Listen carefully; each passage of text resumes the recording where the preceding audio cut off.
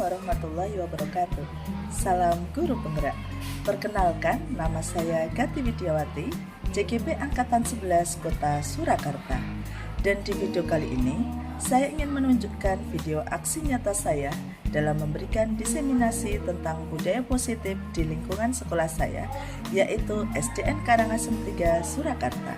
Selamat menyaksikan.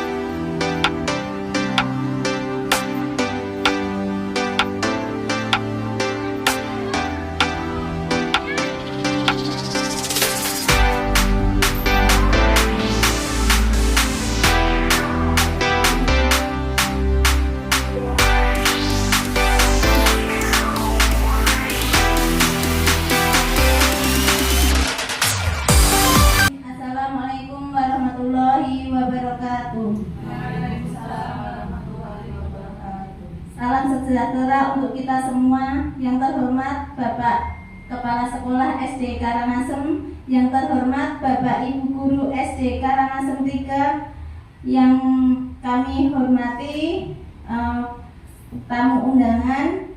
Marilah yang pertama-tama kita ucapkan puja puji syukur kehadirat Allah, yang dimana kita masih diberi kesempatan sehingga pada pagi hari ini kita bisa berkumpul di SD Karangasem 3. Saya akan membacakan acara pada siang hari ini, yaitu yang pertama pembukaan, kedua sambutan kepala sekolah yang akan diwakili oleh Ibu Ana SPD, yang ketiga diseminasi budaya positif, yang keempat tanya jawab, yang kelima penutup. Marilah pada acara pada pagi hari ini kita buka dengan berdoa bersama. Marilah kita berdoa menurut agama dan keyakinan kita masing-masing. Berdoa mulai.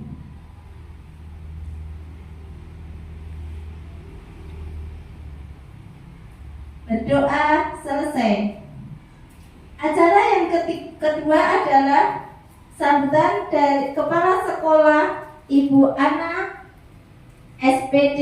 Waktu dan tempat kami persilahkan. Ya, silakan Ibu maju.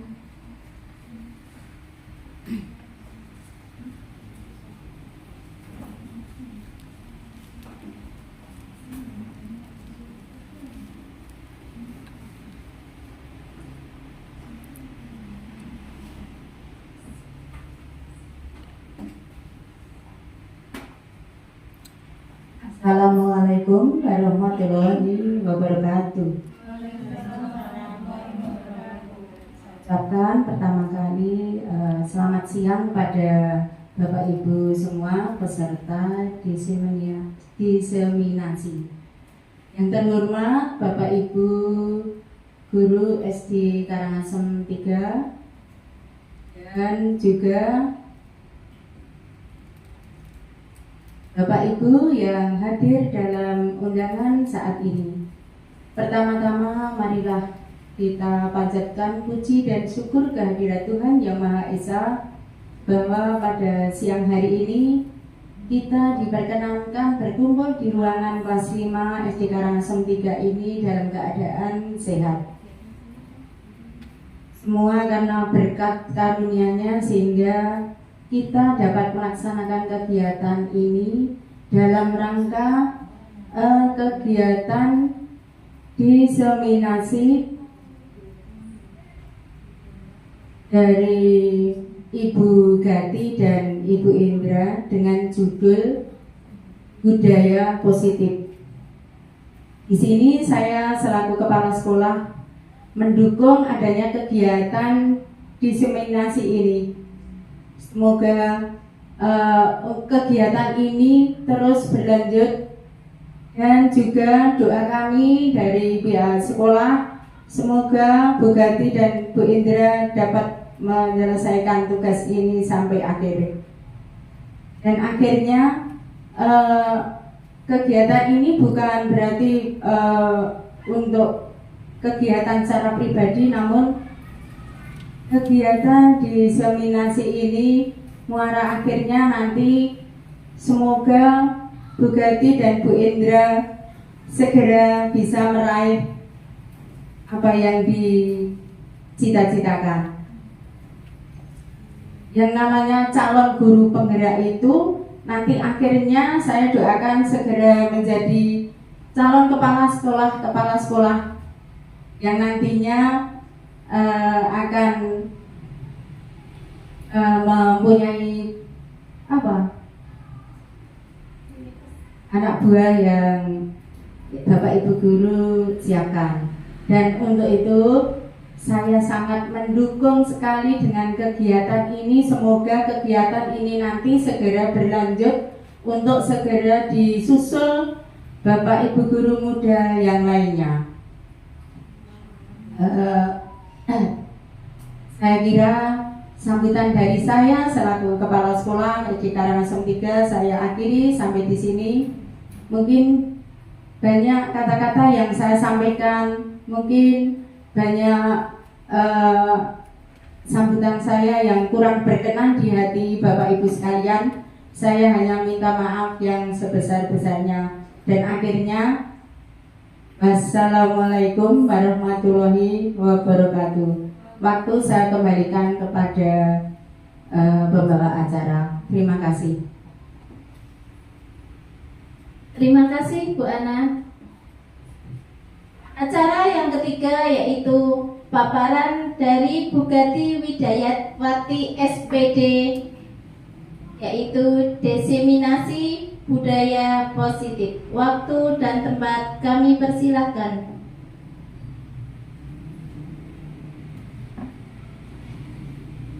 Alhamdulillah, terima kasih. Assalamualaikum warahmatullahi wabarakatuh.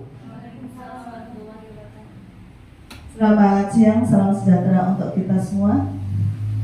Bapak Ibu yang saya hormati, perkenankan saya mengucapkan terima kasih kepada Bapak Ibu semua yang sudah berkenan memenuhi undangan saya untuk diseminasi budaya positif dalam rangka tugas aksi nyata modul 1.4.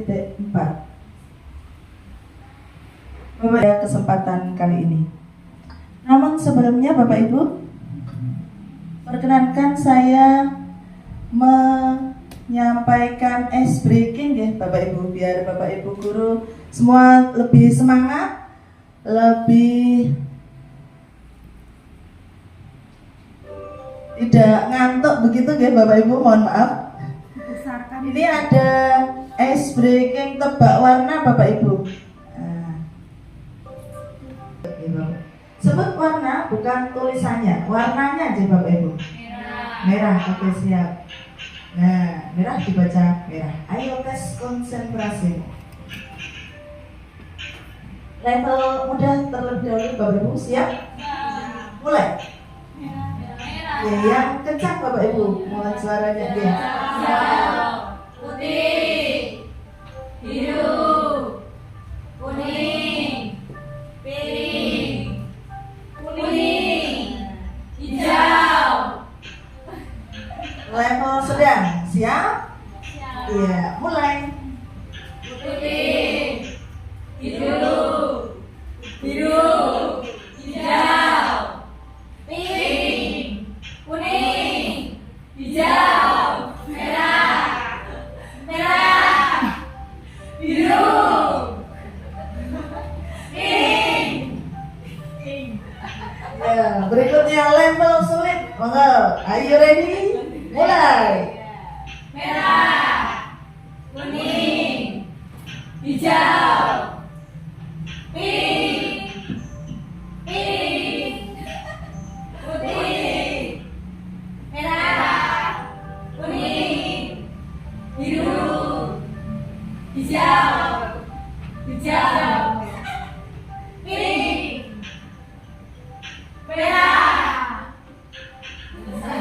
Alhamdulillah selesai. Tepuk tangan untuk Bapak Ibu semua. Berarti nanti kalau mencari SIM, Bapak Ibu sudah lulus untuk tes buta warna ya.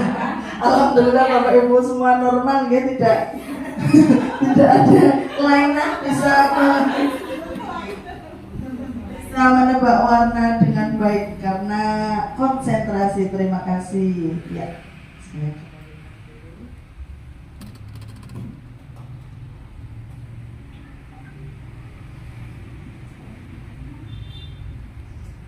Oke Bapak Ibu, berikutnya saya mau menanyakan kabar karena alhamdulillah tadi Bapak Ibu sudah terbukti ya bahwa pagi hari ini semangat semua, konsentrasi semua, ya, siap untuk mengikuti diseminasi positif dari saya Gati Widiawati selaku CGP Angkatan 11 dari SD Negeri Karangasem 3 Kota Surakarta.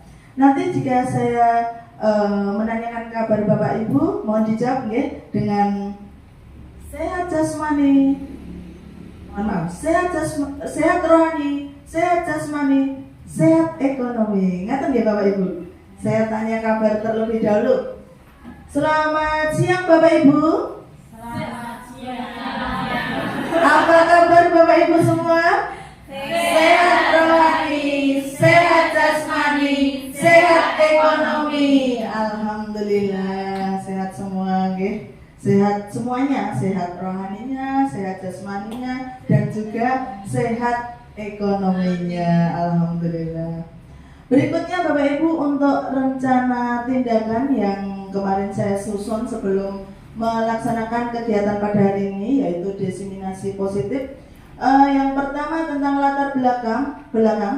Jadi saya melihat untuk pemahaman warga sekolah tentang penerapan konsep-konsep inti budaya positif di sekolah seperti disiplin positif, motivasi perilaku manusia, posisi kontrol guru, pembuatan keyakinan kelas, dan restitusi belum menyeluruh, walaupun sebenarnya Bapak Ibu semua sudah menerapkan juga disiplin positif di kelas maupun di sekolah kita ini. Tetapi mungkin untuk anak didik kita, kemudian untuk orang tua juga perlu kita sampaikan tentang disiplin positif.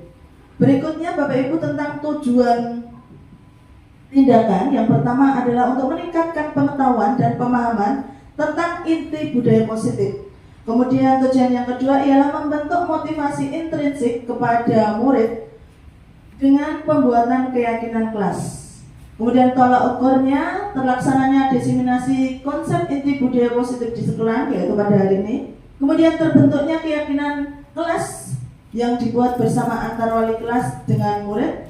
Murid dan guru konsisten dalam menjalankan keyakinan kelas yang sudah disepakati dan terlaksananya penyelesaian masalah siswa menggunakan segitiga restitusi. Kemudian untuk lini masa Bapak Ibu, yang pertama saya berkoordinasi dengan kepala sekolah, kemudian saya berkoordinasi dengan teman sejawat, dan yang ketiga saya melakukan diseminasi konsep inti budaya positif. Yang keempat nanti saya akan menyusun keyakinan, sudah saya laksanakan juga kebetulan, alhamdulillah, menyusun keyakinan kelas. Kemudian yang kelima yaitu hasil keyakinan kelas ditempel di kelas masing-masing. Alhamdulillah juga sudah tertempel di kelas saya Bapak Ibu, kelas 5 ini. Berikutnya Bapak Ibu tentang budaya positif. Budaya positif, mohon kepada Bapak Ibu berkenan untuk membacakan pengertiannya, monggo. Bisa membacakan.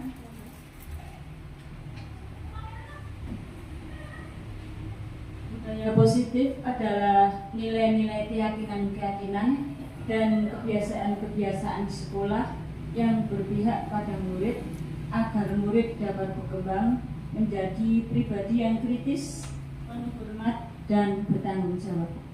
Alhamdulillah. Tepuk gujab monggo Bapak Ibu. Tepuk gujab. G double O D G O P gujab, gujab asik, gujab asik.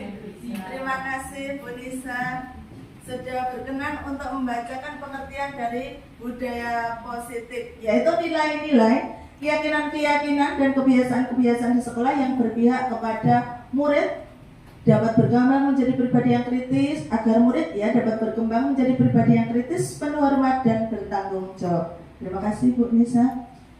Berikutnya Bapak Ibu, untuk konsep inti budaya positif yang pertama ialah perubahan paradigma belajar. Disiplin positif, kebutuhan dasar manusia, motivasi perilaku manusia, keyakinan kelas, dan segitiga restitusi.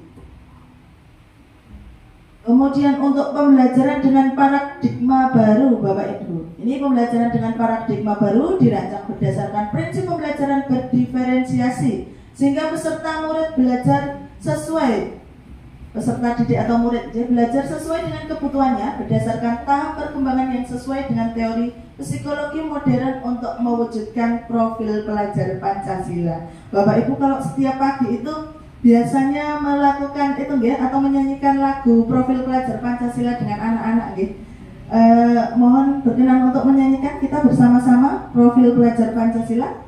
1, 2, 3. Pelajar Pancasila beriman dan bertakwa pada Tuhan Yang Esa dan berakhlak mulia, berkebinekaan global, gotong royong mandiri, kreatif dan bernalar kritis. Terima kasih. Berikutnya Bapak Ibu, untuk perubahan paradigma stimulus respon ke teori kontrol. Yang pertama, untuk stimulus respon kita mencoba mengubah orang agar berpandangan sama dengan kita, tetapi teori kontrolnya yaitu kita berusaha memahami pandangan orang lain tentang dunia. Yang kedua, stimulus responnya perilaku buruk dilihat sebagai suatu kesalahan. Untuk teori kontrolnya itu semua perilaku memiliki tujuan, entah itu perilaku yang baik maupun yang kurang baik. Kemudian yang ketiga, stimulus respon orang lain bisa mengontrol saya, tetapi pada teori itu hanya Anda yang bisa mengontrol diri Anda. Kemudian yang keempat, pemaksaan ada pada saat bujukan gagal, tetapi untuk teorinya yaitu kolaborasi dan konsensus menciptakan pilihan-pilihan baru. Ketika kita gagal sebenarnya ada proses pembelajaran yang ternyata itu membuat kita lebih kreatif mungkin lebih ada inovatif yang baru, pilihan-pilihan yang baru begitu. Kemudian untuk stimulus respon berikutnya model berpikir menang atau kalah, tetapi untuk teori kontrolnya yaitu model berpikir menang-menang. Berikutnya Bapak Ibu, makna kata disiplin. Jadi kita sering menyampaikan kepada anak-anak, ayo anak-anak disiplin. Disiplin itu dalam segala hal. Kita mulai dari hal-hal yang paling kecil. Untuk pagi hari misalnya kita bangun pukul berapa? Pukul 5 atau sebelum pukul 4 seperti itu misalnya anak-anak. Oh, berarti nanti pukul 4 atau pukul 5 anak-anak sudah bangun. Itu mungkin disiplin Jadi ketika mendengar kata disiplin, yang terbayang di benak kita, di benak kebanyakan orang itu akan menghubungkan kata disiplin dengan berapa Bapak Ibu? Tata tertib, kemudian teratur dan kepatuhan pada peraturan. Kata disiplin juga sering dihubungkan dengan berapa Bapak Ibu? Dengan hukuman, padahal itu sungguh berbeda. Karena belajar tentang disiplin positif tidak harus dengan memberi hukuman. Justru itu adalah salah satu alternatif terakhir. Dan kalau perlu tidak digunakan sama sekali untuk hukuman tersebut walaupun tujuannya baik biar jera. Tetapi ternyata hukuman itu tidak perlu digunakan. Kemudian dalam budaya kita makna kata disiplin menjadi sesuatu yang dilakukan seseorang pada orang lain untuk mendapatkan kepatuhan. Kita cenderung menghubungkan kata disiplin dengan ketidaknyamanan. Berikutnya Bapak Ibu tentang nilai-nilai kebajikan universal, yaitu nilai kebajikan universal, nilai-nilai yang disepakati bersama, lepas itu dari suku bangsa, agama, bahasa maupun latar belakang. Nilai-nilai kebajikan pada institusi atau organisasi dapat berbeda-beda, tapi semua memiliki tujuan yang mulia. Jadi terlepas dari agama apapun itu, ras apapun, suku apapun, yang mana itu baik disiplin tujuan mulia, untuk tujuan mulia berarti itu semuanya disebut nilai-nilai kebajikan universal. Contohnya tentang disiplin, kemudian saling menghargai, tolong menolong, peduli, bertanggung jawab. Itu di semua agama, semua ras, semua suku, semua bangsa itu meyakini bahwa hal tersebut adalah nilai-nilai kebajikan.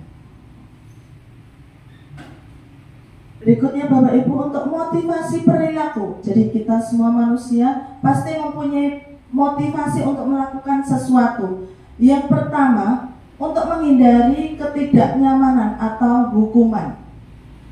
Ini adalah tingkat rendah dari motivasi perilaku manusia, melakukan sesuatu dengan motivasi untuk menghindari ketidaknyamanan atau hukuman. Misalnya, untuk peserta didik kita,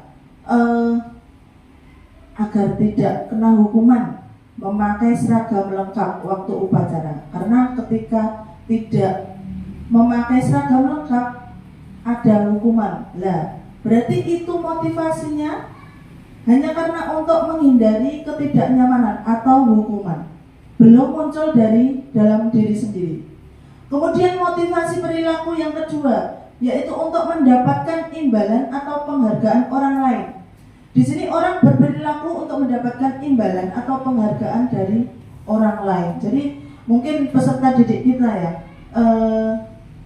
aku mengerjakan PR biar nanti sama bu guru diberi nilai yang bagus mungkin. Jadi anak itu belum mempunyai rasa tanggung jawab yang penuh bahwa PR itu memang kewajiban dia atau belajar itu kewajiban dia sebagai peserta didik ya. Tetapi mungkin lebih ini untuk memperoleh imbalan. Jadi itu motivasi perilaku yang kedua.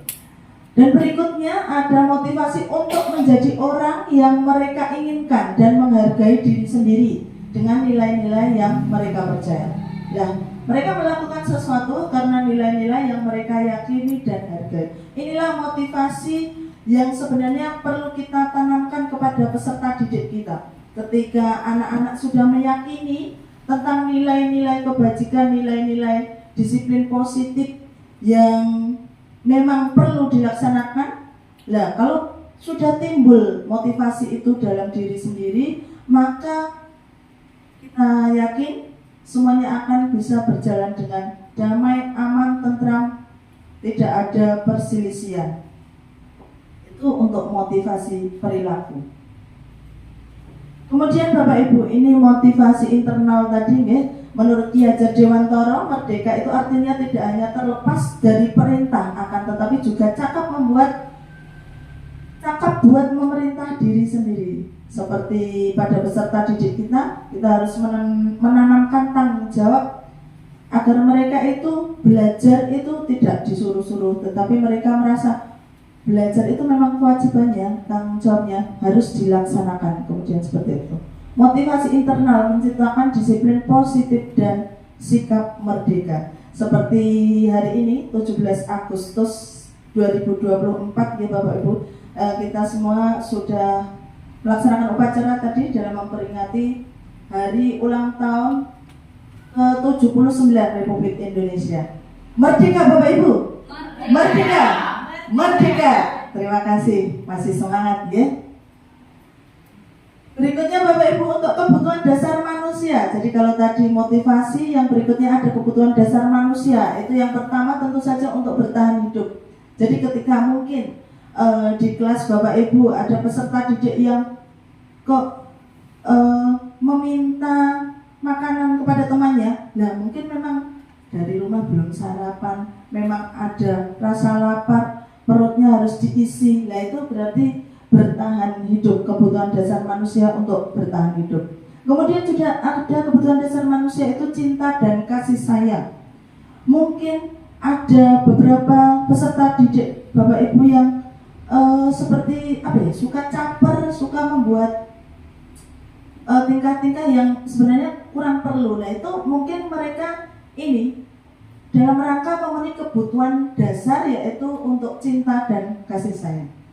Berikutnya kesenangan, misalnya anak-anak kita, peserta didik kita bermain lempar-lemparan botol minum, misalnya botol minum kosong. Nah itu sebenarnya mereka ingin memenuhi kebutuhan dasar mereka untuk kesenangan, tetapi mungkin tidak semua itu berakibat baik. Misalnya dengan melempar botol tadi, oke, kebutuhan dasar mereka terpenuhi yaitu kesenangan, tetapi ketika botolnya tadi mengenai salah satu anak kemudian apa itu ya, bisa terluka atau bagaimana, nah itu yang menjadi masalah.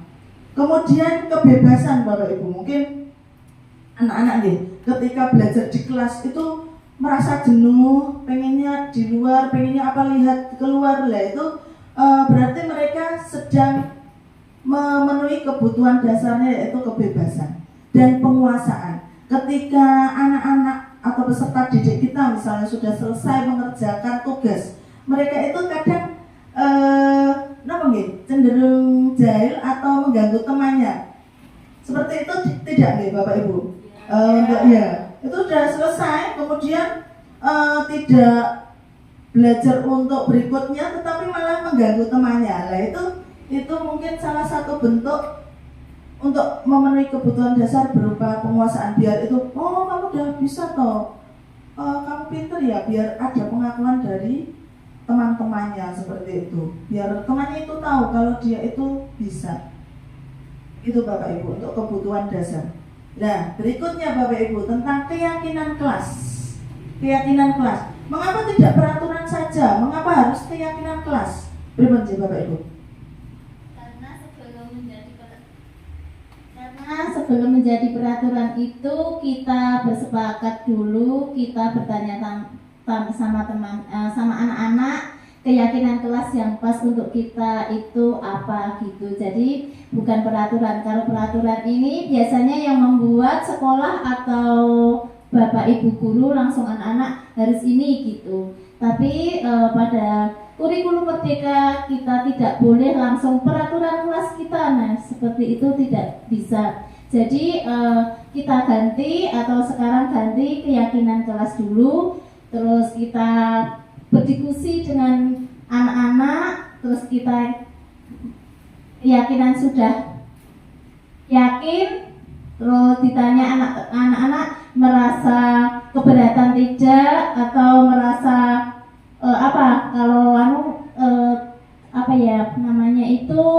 terpaksa. Nah setelah itu jadi peraturan. Begitu Bu Gati menurut saya.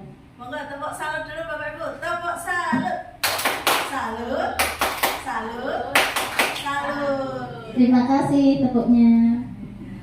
Terima kasih Bu Endreng sudah menyampaikan pemahamannya tentang keyakinan kelas. Jadi berarti kita lebih cenderung untuk keyakinan kelas ya, karena itu dibicarakan atau disepakati bersama-sama oleh semua warga kelas, Bapak Ibu guru dan juga murid-murid tentunya. Tetapi kalau peraturan itu kesannya yang membuat hanya dari salah satu pihak saja. Sebenarnya peraturan itu juga tidak buruk juga nih Bapak Ibu, karena tujuannya ada peraturan, tata tertib itu memang untuk ini nih, membuat suasana menjadi lebih nyaman, lebih aman, lebih damai seperti itu. Jadi aturan itu perlu, tetapi kita lebih cenderung untuk keyakinan kelas agar anak-anak atau peserta didik itu lebih menyadari, lebih bertanggung jawab akan apa yang diyakini. Hal tersebut merupakan disiplin atau nilai-nilai yang baik tadi. Berikutnya Bapak Ibu, perbedaan peraturan dan keyakinan. Untuk peraturan itu seperti ini Bapak Ibu. Jadi ada kata-kata yang bagaimana nih, negatif. Jadi dilarang mencoret-coret meja dan bangku. Tetapi untuk keyakinannya kita bisa membuat kalimat menjaga kebersihan meja dan bangku. Jadi tidak ada kata-kata yang negatif, dilarang, tidak, jangan, begitu nih Bapak Ibu. Yang kedua misalnya dilarang berkelahi. Nah kita ubah kalimatnya menjadi kalimat positif, yaitu saling menghormati teman. Seperti itu sih Bapak Ibu. Kemudian bagaimana membuat keyakinan kelas? Nah ini ada tahap-tahapnya Bapak Ibu. Yang pertama itu keyakinan kelas itu lebih abstrak dari peraturan, jadi lebih luas pengertiannya. Misalnya untuk menolong teman, ketika tidak membawa pensil itu meminjami pensil temannya. Tetapi untuk keyakinan kelas itu berarti kita bisa membuat kalimatnya yaitu saling tolong menolong dalam hal apapun. Oh misalnya temannya tidak bawa pensil dipinjamin, temannya terjatuh ditolong, seperti itu. Jadi lebih luas pengertiannya. Kemudian keyakinan kelas berupa pernyataan universal, ya, seperti tadi yang sudah kita pelajari bersama tentang nilai-nilai universal. Jadi tidak terikat itu terlepas ya, apa itu agamanya, rasnya, suku bangsa. Itu pernyataan universal berarti keyakinan yang diyakini oleh semuanya itu nilai-nilai kebajikan, nilai positif ataupun budaya positif. Kemudian langkah berikutnya dibuat dalam bentuk kalimat positif seperti tadi kita sudah praktekkan bersama. Jadi tidak ada kata-kata tidak, jangan, dilarang itu. Jadi kita ubah menjadi kalimat positif. Kemudian kita buat sedikit saja atau sederhana atau singkat ya, agar mudah diingat oleh semuanya, warga kelas ataupun warga sekolah.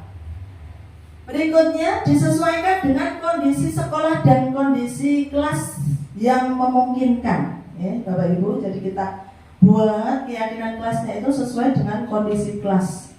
Dan semua warga sekolah atau kelas dilibatkan semuanya. Misalnya muridnya ada 27 anak ya, 27 anak itu kita minta untuk menyampaikan keyakinan masing-masing tentang disiplin positifnya. Seperti itu nih Bapak Ibu. Assalamualaikum warahmatullahi wabarakatuh.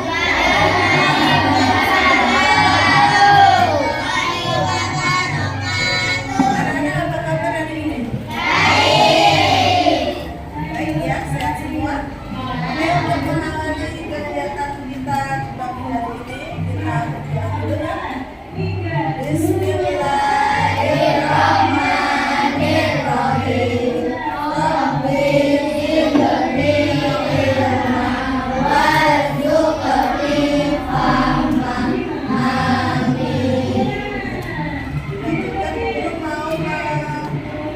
Absen dulu anak-anak yang belum hadir, ada siapa ini? Sudah hadir semua? Oh iya, ada teman ini. Oke. Berarti hadir semua ya, Nihil ya, masuk semua ya. Oke, terima kasih. Sebelum hari ini kita akan membuat keyakinan kelas, kita ya terlebih dahulu ya, biar tambah semangat. Jelas kan masuk? Yuk, ya kelas 5. 1, 2, 3.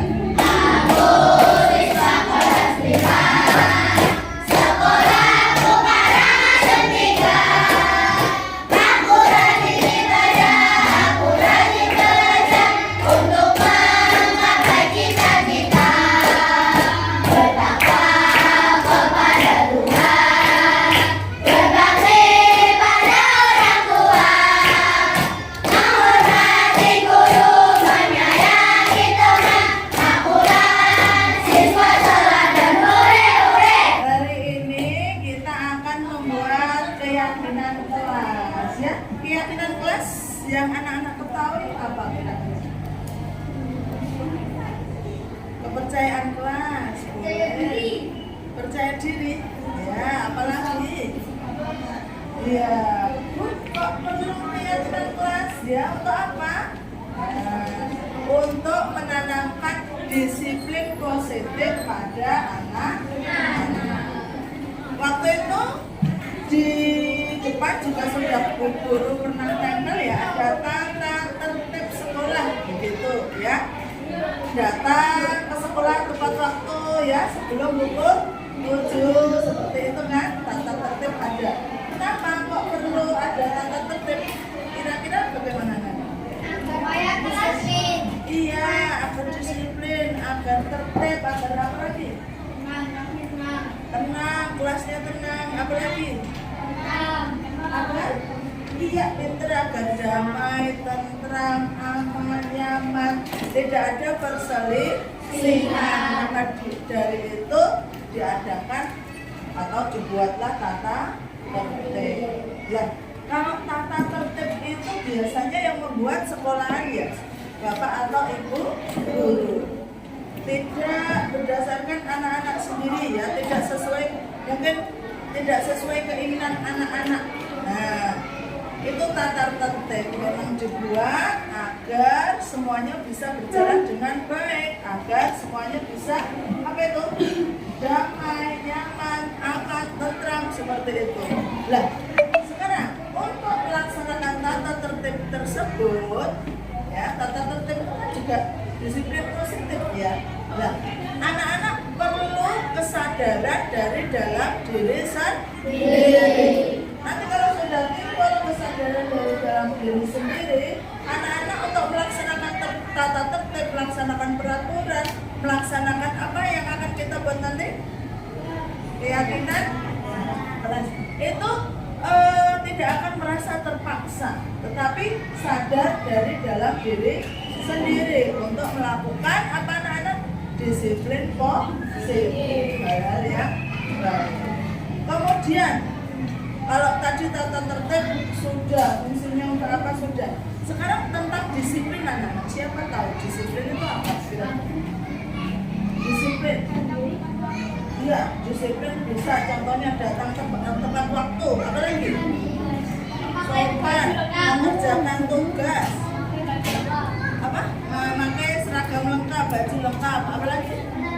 Dia rapi, apa lagi? Menata jadwal, menolong teman, oke, itu disiplin. Jadi hal-hal yang membuat anak-anak menjadi lebih tertib, lebih teratur.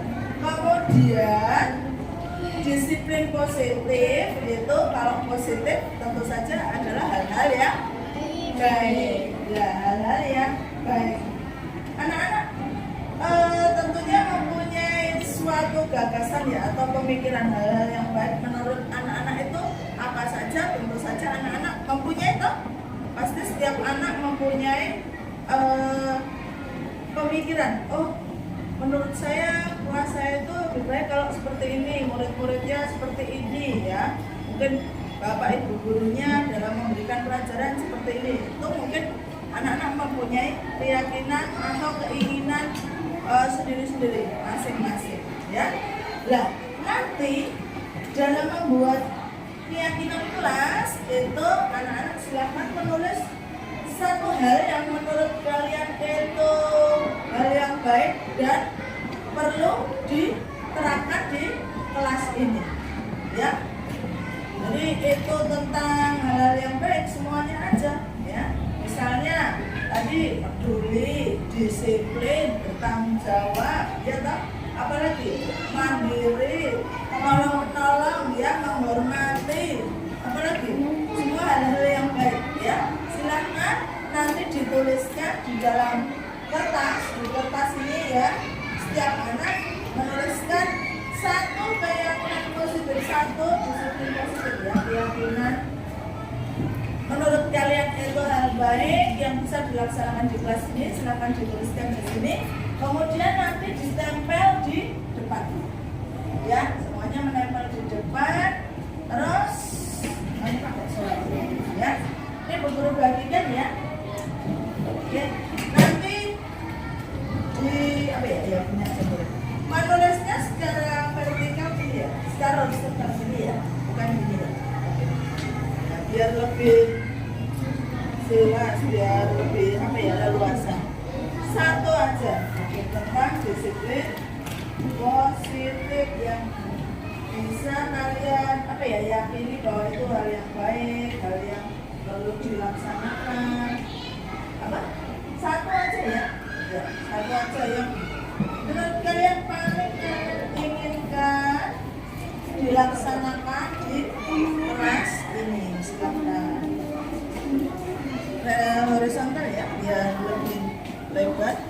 Silakan gitu ya. Ada yang belum, yang sudah satu ya, satu saja. Silakan.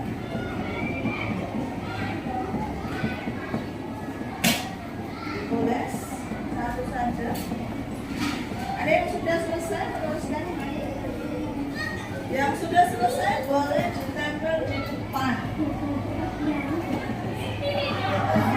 sini. Tidak usah. Ya, silakan.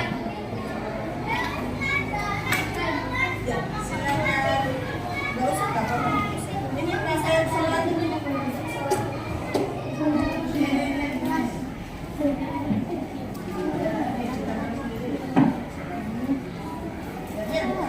Sholatnya di sini dulu baru kita antri ya.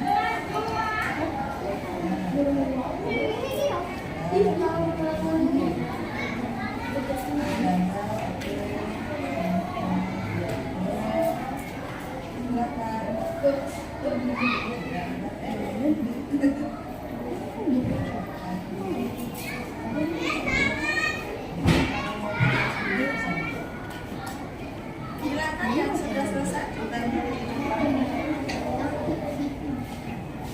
Satu saja ya, oke. Itu sama temennya nggak apa-apa, itu kan temennya ada tulisannya cuma apa ya? Kecil masih bisa duduk, itu bukan apa. Ya, silakan. Jadi yang sudah selesai langsung bawa biar teman yang lain bisa duduk. Kalau sudah selesai, kembali ke tempat. Silakan kembali ke tempat yang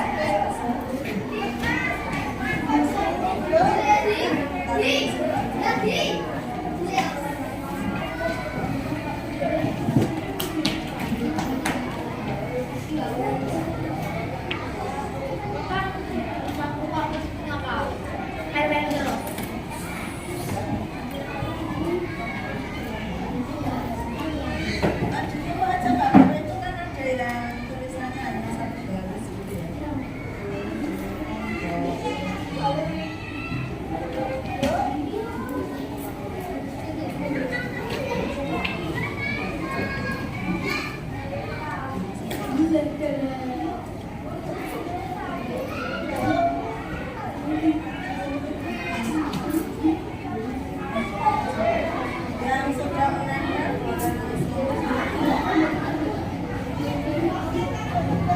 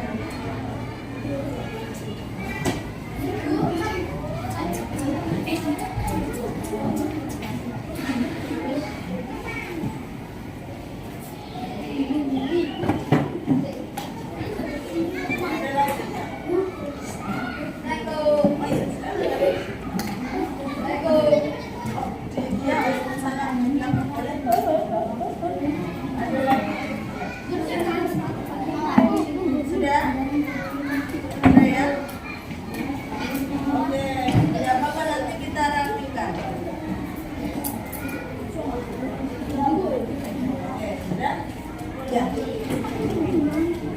Setiap anak sudah menuliskan keyakinannya masing-masing tentang hal positif atau disiplin positif. Sekarang coba dulu lihat ya.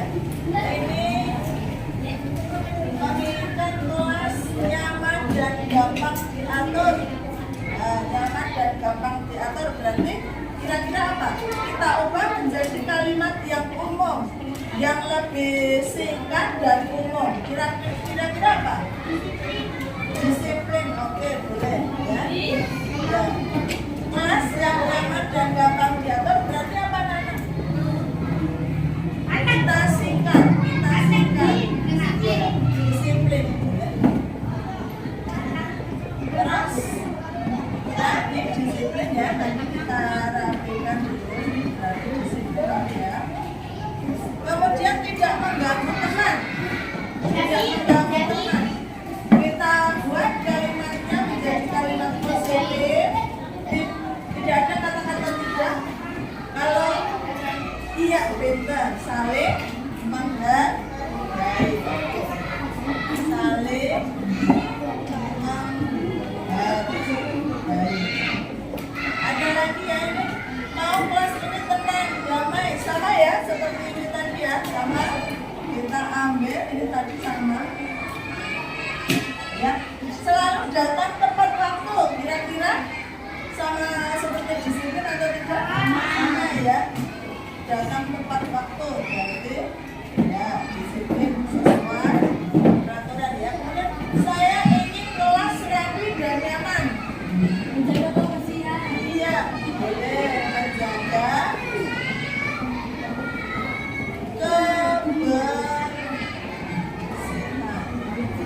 Oke. Menolong sesama teman. Iya, saling. Iya, saling menolong atau tolong menolong. Oke. Kemudian ada ingin mempunyai kelas yang damai.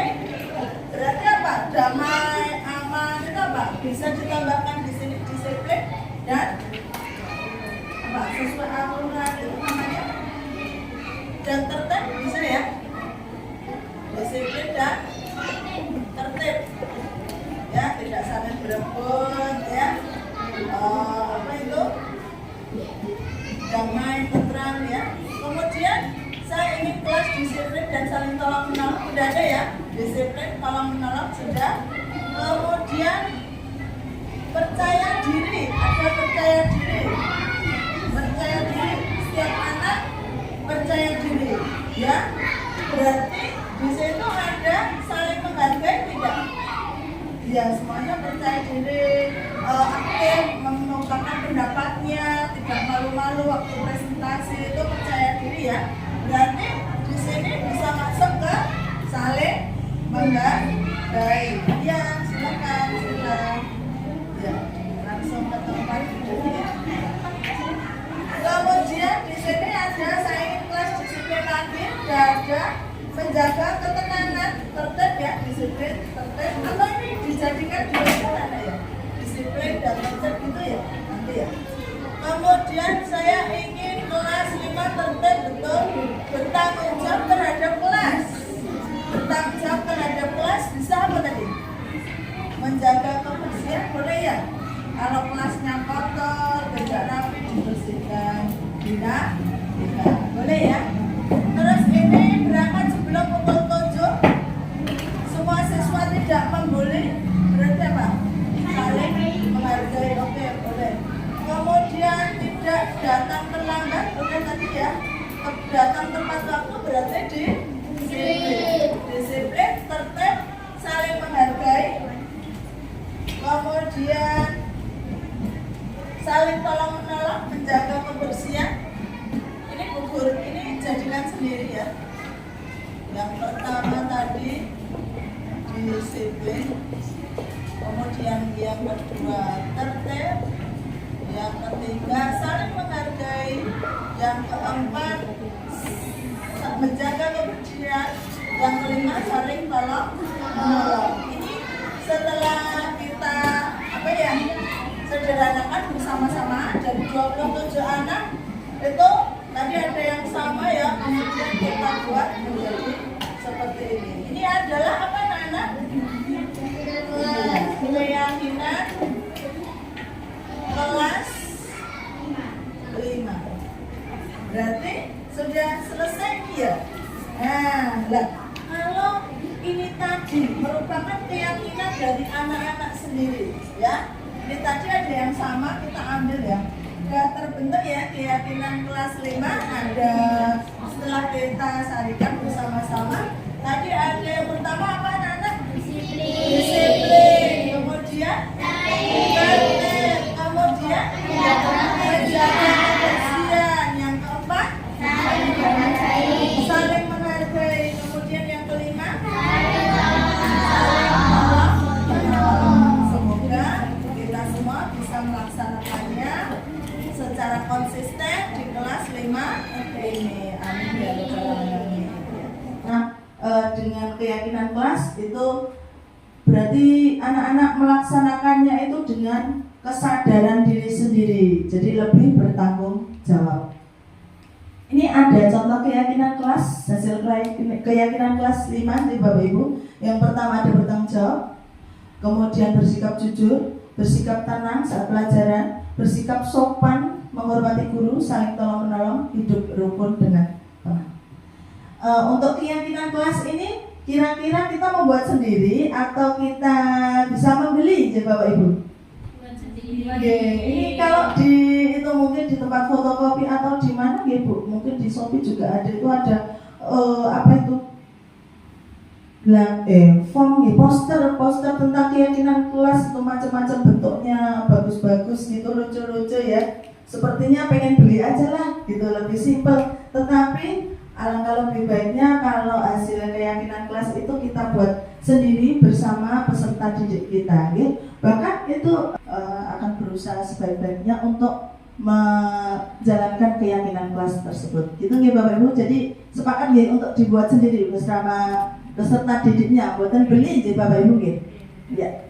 Berikutnya Bapak Ibu, untuk perbedaan hukuman, konsekuensi, dan restitusi. Untuk hukuman itu tidak terencana atau tiba-tiba Bapak Ibu, sedangkan konsekuensi itu terencana, konsekuensi atau akibat dari suatu perbuatan anak-anak gitu ya, terencana atau disepakati sesuai peraturan. Sedangkan restitusi nanti proses menciptakan kondisi bagi murid untuk memperbaiki kesalahan. Kemudian hukuman, murid tidak tahu apa yang akan terjadi atau tidak dilibatkan, bersifat satu arah berupa hukuman. Sedangkan konsekuensi, murid tetap dibuat tidak nyaman ya, karena mungkin konsekuensinya berupa apa ya, sesuatu yang tidak ada hubungannya dengan tindakan yang dia lakukan. Misalnya seorang anak tidak mengerjakan PR, kemudian kita beri konsekuensi untuk menulis, saya tidak akan mengulangi hal tersebut sebanyak 100 kali. Lah itu kan tidak berhubungan ya Bapak Ibu dengan mengerjakan PR. Mungkin itu juga membuat anak tidak nyaman juga. Nah, kemudian sikap guru selalu memonitor murid, itu untuk konsekuensi. Kemudian untuk restitusi, proses kolaboratif yang mengajarkan murid untuk mencari solusi sendiri, jadi lebih bertanggung jawab. Antara hukuman, konsekuensi maupun restitusi, berarti yang lebih baik adalah restitusi, karena itu berasal dari keyakinan peserta didik sendiri maupun membuat peserta didik itu lebih bertanggung jawab. Melaksanakan suatu keyakinan itu tidak dengan dalam bukunya Panis by Reward tahun 1993 mengemukakan baik penghargaan maupun hukuman adalah cara-cara mengontrol perilaku seseorang yang menghancurkan potensi untuk pembelajaran yang sesungguhnya. Menurut Kohn, secara ideal tindakan belajar itu sendiri adalah penghargaan sesungguhnya. Jadi ketika anak sudah bisa melewati tantangan, mengerjakan apa yang sebelumnya dia tidak bisa menjadi dia bisa, itu sebenarnya anak-anak sudah mendapat penghargaan, sudah bisa disebut sebagai anak berprestasi. Jadi untuk penghargaan Bapak Ibu, sebenarnya penghargaan itu tidak efektif ya. Mungkin suatu saat kita juga menerapkan ya Bu, Bapak Ibu, mungkin selama ini saya juga melakukan seperti itu ya, biar anak-anak itu aktif ketika belajar. Nanti yang aktif, yang mau bertanya, mau menanggapi, begitu nanti Bu Guru beri nilai maksimal, misalnya seperti itu. Nah, ketika anak tidak mendapat nilai atau tidak kita iming-imingi dengan sesuatu tadi, itu mereka tidak lagi aktif, berarti itu penghargaannya tidak efektif. Kemudian penghargaan merusak hubungan Bapak Ibu. Jadi ketika misalnya salah satu anak kita beri penghargaan, mungkin ada temannya yang ternyata iri, ingin juga mendapatkan penghargaan itu. Nah, kemudian anak yang iri tadi ya, berarti hubungannya dengan yang mendapat penghargaan itu nanti menjadi kurang baik. Kemudian penghargaan menurunkan kualitas Bapak Ibu ya. Jadi misalnya kita anak-anak, ayo silakan menggambar sebaik-baiknya sesuai dengan apa yang anak-anak ingin gambar, misalnya seperti itu, sesuai dengan kemampuan anak-anak. Kalau kita nanti yang bagus sekali, yang lebih bagus akan mendapatkan hadiah dari bu guru, misalnya seperti itu. Ketika nanti suatu saat kita tidak memberikan hadiah itu, anak-anak tadi yang semulanya menggambarnya bisa baik, bisa maksimal, ketika nanti kita tidak memberi hadiah lagi, hasilnya itu akan menurun. Lain dengan anak-anak yang memang mempunyai kesadaran mengerjakan sesuatu atau membuat tadi ya, menggambar, mewarnai, tidak karena imbalan, tetapi memang karena anak itu suka dengan menggambar, dengan mewarnai, itu akan lebih meningkatkan kualitas, justru lebih meningkat. Kemudian penghargaan itu mematikan kreativitas, hampir sama dengan menurunkan kualitas tadi di Bapak Ibu untuk contohnya. Dan penghargaan itu menghukum Bapak Ibu. Jadi ketika kita membuat rankingan nilai ya, kita sampaikan kepada anak-anak, itu mungkin ada anak yang memang ingin menjadi nomor 1.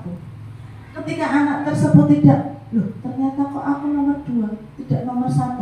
Lah itu anak tersebut akan merasa mendapat hukuman. Nah begitu, jadi untuk penghargaan dan hukuman itu sebaiknya tidak kita berikan ya Bapak Ibu, karena pada dasarnya tindakan belajar itu sendiri adalah penghargaan sesungguhnya. Kita lanjutkan Bapak Ibu, untuk motivasi dari dalam diri yang disebut dengan intrinsik. Ada Bapak Ibu yang berkenan untuk membacakan penjelasannya, monggo Bu.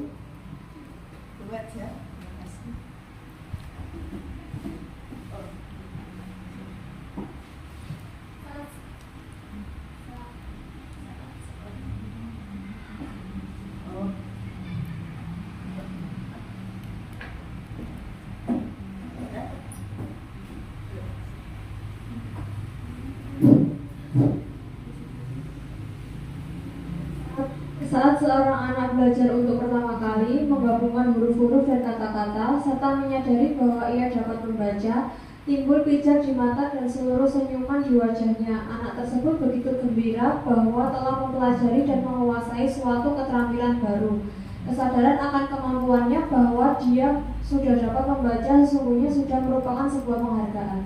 Ya, terima kasih Bu Haja. Jadi ketika sebelumnya anak itu belum menguasai, belum bisa membaca, ketika anak itu nanti sudah bisa membaca, itu merupakan sebuah penghargaan. Maka dari itu kita sebut anak yang berprestasi, karena sudah bisa menaklukkan sendiri tantangannya, sudah bisa menguasai apa yang memang seharusnya dia kuasai. Itu berarti sudah merupakan penghargaan.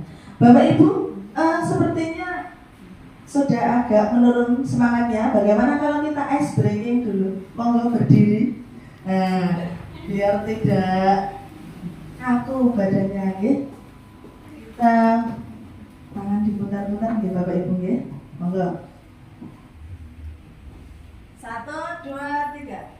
Tangan diputar-putar bertepuk tangan.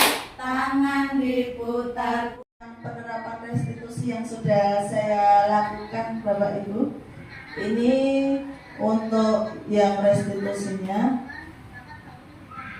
ini untuk tanggapan muridnya.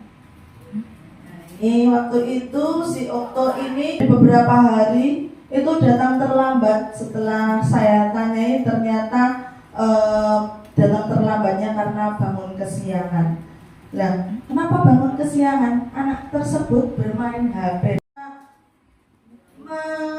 mengusulkan atau menawarkan apa yang sebaiknya dia lakukan. Jadi dia berusaha agar tidak bermain HP sampai malam, ya, tidur lebih awal, kemudian bangunnya lebih awal dan tidak terlambat lagi ke sekolah. Kemudian ini tanggapan peserta didik setelah saya lakukan restitusi. Kurang ini guys, suaranya kurang keras gitu Bapak Ibu. Ya. Jadi murid merasa lebih senang, tidak merasa dihukum seperti itu, dan keyakinannya semakin tentang disiplin positif semakin kuat gitu Bapak Ibu. Begitu. Berikutnya untuk 5 posisi kontrol guru Bapak Ibu. Jadi kita sebagai pendidik itu posisi kontrolnya ada sebagai penghukum, pembuat rasa bersalah, kemudian teman, pemantau, dan manajer. Untuk yang penghukum itu guru percaya bahwa cara dia yang terbaik. Kemudian guru menggunakan hukuman fisik maupun verbal. Kamu salah terus, selalu pasti kamu yang terakhir. Pakai aturannya ya, awas kalau salah. Nah, misalnya seperti itu berarti posisi Bapak Ibu adalah sebagai penghukum. Kira-kira posisi tersebut perlu kita hindari bukan sih Bapak Ibu? Ya, kita hindari ya. Nanti untuk anak itu dampaknya kurang baik gitu. Mereka jadi malu, kemudian jadi tidak percaya diri atau minder, seperti itu kira-kira untuk hukuman. Kemudian posisi kontrol sebagai pembuat rasa bersalah, itu biasanya guru menyampaikannya dengan kalimat yang lembut ya, seperti ibu sangat kecewa kepadamu, berapa kali ya Bapak Ibu harus memberitahu kamu, bagaimana kalau orang tuamu tahu atas kesalahanmu. Nah itu berarti kita membuat anak tersebut mempunyai rasa bersalah. Nah itu kalau yang itu bagaimana Bapak Ibu kira-kira?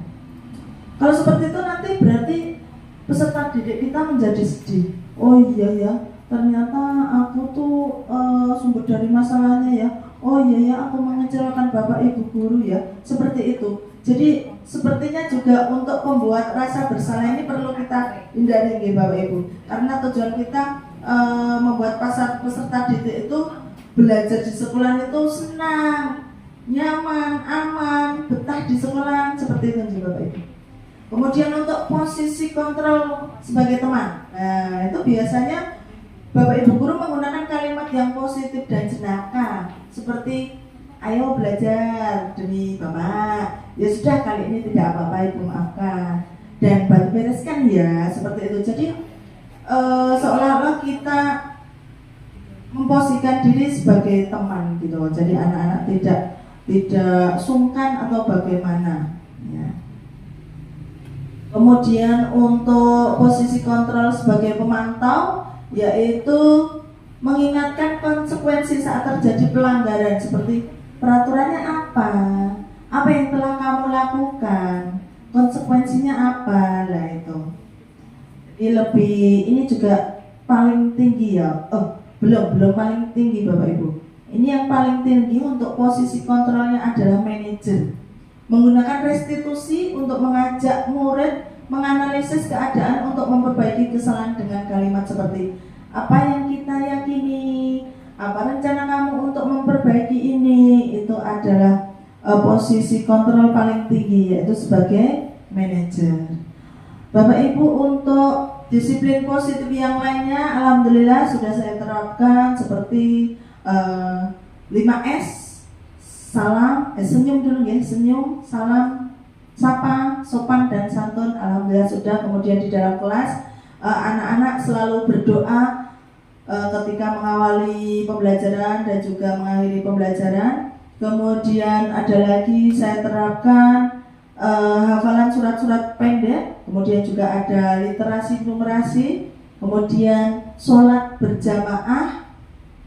Dan ini anak-anak juga mengikuti upacara ataupun apel pagi yang dilaksanakan oleh sekolah. Itu disiplin positif yang sudah saya terapkan di kelas 5 ini, dan saya ingin sekali menularkan disiplin positif itu. Mari Bapak Ibu bersama-sama menguatkan karakter peserta didik kita agar lebih meyakini apa yang sudah menjadi disiplin positif ataupun nilai-nilai positif yang ada. Jadi anak-anak lebih kuat, lebih bersemangat, sehingga tercipta pelajar yang mempunyai karakter profil pelajar Pancasila. Bapak Ibu, demikian tadi desiminasi yang sudah saya sampaikan. Kurang lebihnya saya mohon maaf. Dan terima kasih sekali lagi Bapak Ibu sudah berkenan mengikuti acara ini dari awal sampai akhir. Dan berikutnya saya ada pantun Bapak Ibu. Diana, nanti bilang cakep macam ya Bapak Ibu. Diana, gadis yang cantik, tidak suka marah-marah. Terima kasih Bapak Ibu guru baik. Semoga semua mendapat berkah. Amin. Sekali lagi terima kasih saya ucapkan, mohon maaf atas segala kekurangan. Wassalamualaikum warahmatullahi wabarakatuh. Waalaikumsalam warahmatullahi wabarakatuh. Waktu saya kembalikan.